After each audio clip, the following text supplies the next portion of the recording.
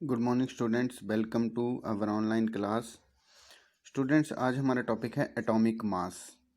तो स्टूडेंट्स, हम atomic mass कैसे निकालेंगे? बहुत ही मुश्किल था शुरू में किसी भी एटम का एटॉमिक मास निकालना, क्योंकि हमें पता है हाइड्रोजन के एक एटम का ही एटॉमिक मास कितना था, 1.67 इंटू 10⁻24 ग्राम।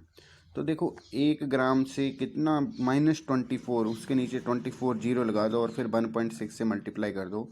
वेरी वेरी स्मॉल, तो उसको हम कंपेयर नहीं कर सकते थे और ना ही कैलकुलेट कर सकते थे। तो ये बहुत बड़ी प्रॉब्लम थी। इस प्रॉब्लम को सॉल्व करने के लिए हमने क्या किया कि एक एटम लिया, जैसे हाइड्रोजन का एटॉमिक जो एक एटम का जो मास था, उसको हमने एक तरीका निकाला कि किसी भी एलिमेंट का हमने जो एटॉमिक मास निकालना है तो उसको कैसे निकालेंगे। उस एलिमेंट के एक एटम का मास और जो हाइड्रोजन के एटम का मास था, उनको डिवाइड करके जो रेशो आया उसको क्या बोला गया कि उस एटम का एटॉमिक मास होगा, उस जो हमने जिसका भी मेयर करना हो।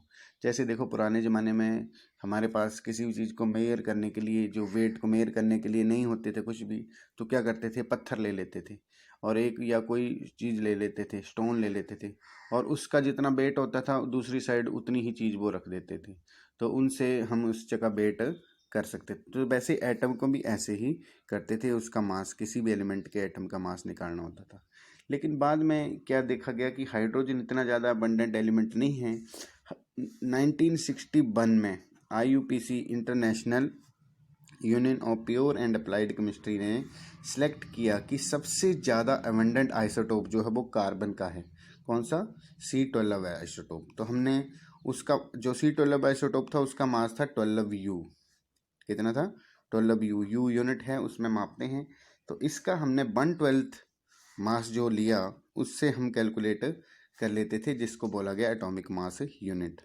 अब हम किसी भी चीज़ का एटॉमिक मास निकालते हैं तो कैसे निकालते हैं? Mass of one atom of element बेटा 1/12 into mass of one atom of carbon atom. उसका मास जो होता है उसको कार्बन के जो C12 आइसोटोप होता है उसके 12th हिस्से के बराबर उसको डिवाइड कर देते हैं, तो हम जो है उसका एटॉमिक मास निकाल पाते हैं। तो इस तरह ये सॉल्व हुई प्रॉब्लम, जिससे हम उसका एटॉमिक मास निकालते हैं। तो इसको एटॉमिक मास यूनिट भी बोला जाता है। ठीक है, तो इस तरह हम एटॉमिक मास को निकाल सकते हैं। अगर जो हमारे पास एटॉमिक मास है, जैसे हमें पता है एटॉमिक